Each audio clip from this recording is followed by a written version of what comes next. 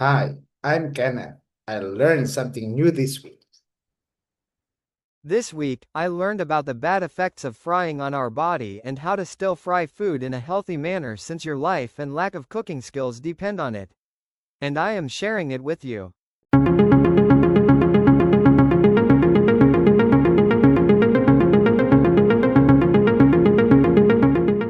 Have you ever stared at a plate of perfectly crispy French fries and just felt that familiar, heavy wave of guilt wash right over you? Well, welcome to this explainer. Today, we're going to completely transform your kitchen and, honestly, your entire relationship with those cravings. We're diving deep into mastering the molecular science of healthy frying, and we're going to prove once and for all that you absolutely do not have to give up your favorite textures to live a vibrant, healthy life. You know, there's a universal language in the kitchen, and it almost always starts with that high-pitched hiss of cold batter hitting shimmering hot oil. And there's a reason we love it. We're actually biologically wired by our evolution to crave the sensory magic of the sizzle and the crunch. It's that perfect mix of a crispy outside and a juicy inside. For our ancient ancestors, fat was this incredibly rare, highly valuable energy source, so our brains literally still reward us for finding it. But obviously for us today, that culinary delight usually comes with a huge side of dietary anxiety. We've been conditioned to look at the frying pan as public enemy number one. So that leads us to the ultimate question, right? Is it actually possible to reconcile our hardwired biological love for fried foods with a long-term commitment to our health? Can we genuinely get the crunch without the compromise? To figure that out, here is our agenda for this explainer. First, the science of the sizzle. Second, the risks of the fry. Third, the surprising benefits. Fourth, the essential oil guide. Fifth, smarter techniques. And finally, some healthy recipes and golden rules. All right, let's jump straight into section 1, the science of the sizzle, and what exactly happens when we fry. Let's start with the fundamental chemistry happening right there in your skillet. Frying is, at its core, a violent physical transition. The intense heat instantly vaporizes the water in your food, which creates this amazing steam-pressurized barrier. When you do it right, that barrier pushes outward, keeping the heavy oil out while the surface undergoes the Maillard reaction. That's the chemical reaction giving us that beautiful golden brown color and really the soul of fried flavor. But, and this is a big but, if you push the temperature too high or cook starchy foods way too long, you cross into some pretty dangerous territory. You start forming acrylamide, which is a known neurotoxin. You'll know you've crossed that line when the smell shifts from savory to acrid and those edges turn from golden to a blackened brown. You always want to aim for that golden Maillard sweet spot. Another thing to watch out for is that uncontrolled high heat creates things called advanced glycation end products, or AGEs. These are essentially inflammatory glycotoxins. Honestly, think of it like your body rusting from the inside out. When fats or proteins mix with sugars in a high-heat environment and we eat them, these compounds build up in our tissues. They cause oxidative stress that literally accelerates cellular aging. So precise temperature control in the kitchen? That's exactly how we prevent that rust. Which brings us to section 2, the hard truth, and navigating the health risks. So what happens when we just ignore the science? Well, medical data from massive studies, including the Harvard Health Heart Study, reveals a pretty sobering reality. For folks with the highest weekly intake of fried foods, there's a 28% increased risk of major cardiovascular events. And let's just pause on that number for a second, because it's huge. That includes a 37% increased risk for both stroke and heart failure. And worse, every additional 4-ounce serving you eat per week bumps that risk up even further. The metabolic stress is just as staggering. Frequent consumers see a massive spike in type 2 diabetes risk, jumping by an enormous 55% for people who indulge daily. And the why here is fascinating. It isn't just about the extra calories. It's really about oxidized lipids acting like foreign invaders in your bloodstream. When oil breaks down under heat, these damaged fats trigger your immune system, causing systemic inflammation throughout your whole body. But the biggest danger of all? The restaurant trap. Commercial deep fryers run on super tight profit margins, meaning they routinely recirculate the exact same oil for days to save a few bucks. This constant heating, cooling, and reheating causes thermal degradation. It raises toxic aldehydes like 4-HNE and causes artificial trans fats to spike by up to an unbelievable 2,000%. Unlike in your own kitchen, when you eat out, you have absolutely zero control over the freshness or the molecular stability of that oil.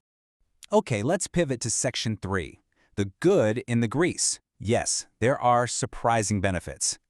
Please don't throw out your skillet just yet. When executed with precision, frying actually holds some incredible biological benefits. Frying can actually act as a key that unlocks nutrition.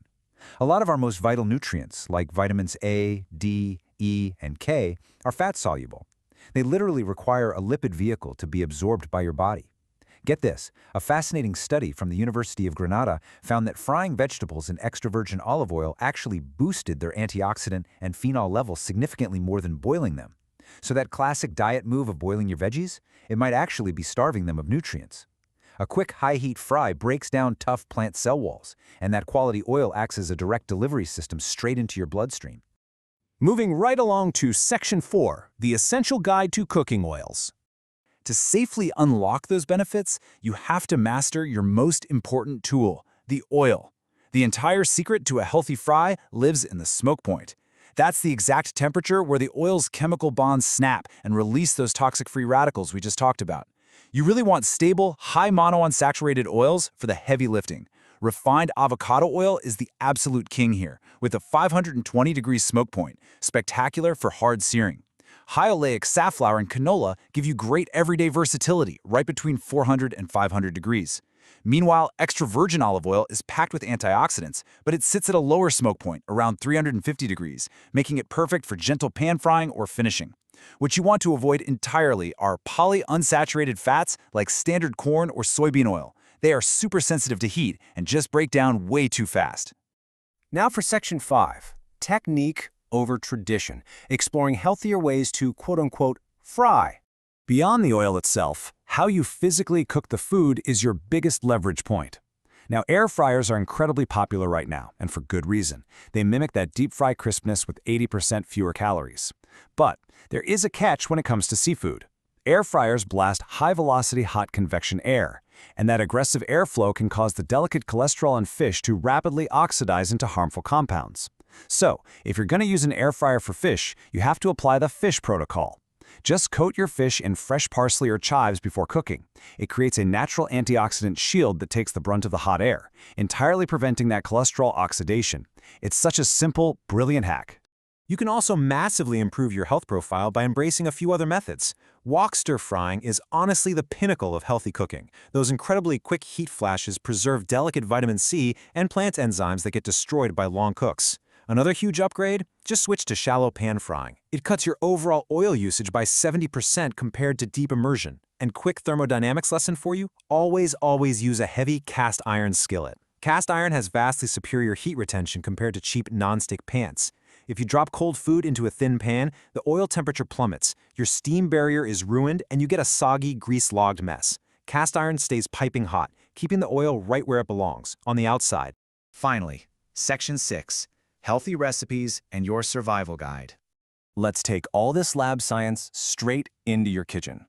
If you are going to fry, you've got to follow these 4 non-negotiable golden rules. Rule 1, the never reuse rule. Reheating oil at home creates toxic trans fats. Start fresh every single time. Rule 2, maintain a strict 365-degree target to keep that grease-blocking steam barrier fiercely active. Rule 3, the double bake hack: sear your food in the pan for a quick crust, then transfer it to the oven to finish, locking out the heavy oil. And Rule 4, nutrient balance. Always pair your fried foods with a high-fiber side, like a massive serving of roasted broccoli or a hearty kale salad. The fiber drastically slows down digestion, offsetting the glycemic load and keeping your blood sugar nice and stable. Let me paint a picture of what this applied science looks like on a plate. Behold, Southern healthy fried chicken. Imagine a golden brown, shattering, crispy crust, giving way to incredibly tender, steaming, juicy chicken underneath. By using our golden rules, we achieve that absolutely perfect Maillard texture without any of the heavy, inflammatory baggage of a restaurant deep fryer. So how do we pull this off? You start by soaking lean, skinless chicken breasts in seasoned buttermilk. The lactic acid gently breaks down the tough proteins, guaranteeing tender meat. Next, dredge it in panko breadcrumbs for that unbeatable crunch. Now, here is the absolutely critical step.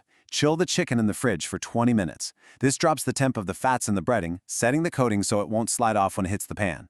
Finally, employ the double bake hack. Pan fry in high smoke point avocado oil for just 3 minutes per side to establish the crust, then finish it gently in the oven. You get every bit of the crunch with zero guilt. If you need faster weeknight options, try making an incredible vegetable fried rice by exclusively using day-old brown rice. Leaving it overnight in the fridge makes the starches undergo retrogradation, which basically means the rice grains get drier and firmer, crisping up perfectly instead of turning to mush. Or sauté extra firm tofu in a screaming hot pan with sesame oil. That high heat sears the outside, giving it a dense, meaty texture that soaks up a teriyaki glaze flawlessly. Even a quick 20-minute stir-fry with lean pork, buckwheat soba noodles, and a mountain of high-fiber veggies hits all the right nutritional marks while totally satisfying your cravings. Ultimately, when you really understand the chemistry of the skillet, when you prioritize precise temperature control, and when you choose high-quality molecularly stable oils, everything shifts. Frying ceases to be a dietary toxin.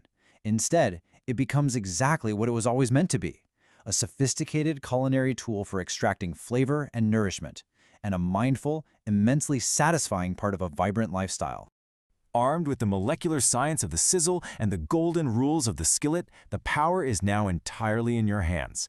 You never have to choose between your long-term health and your deepest culinary cravings ever again. So the only question left is, how will you reclaim the crunch in your kitchen tonight? Thanks so much for learning with me on this explainer, and I seriously can't wait to see what you cook up next. Did you learn something new and exciting about how to try to stay healthy if the only cooking skill you have is frying food? Share it here. I want to know about it too. This video was researched with Perplexity, processed with Notebook LM, refined with Google Workspace, Gemini, and Copilot, and finalized with DaVinci Resolve and Canva.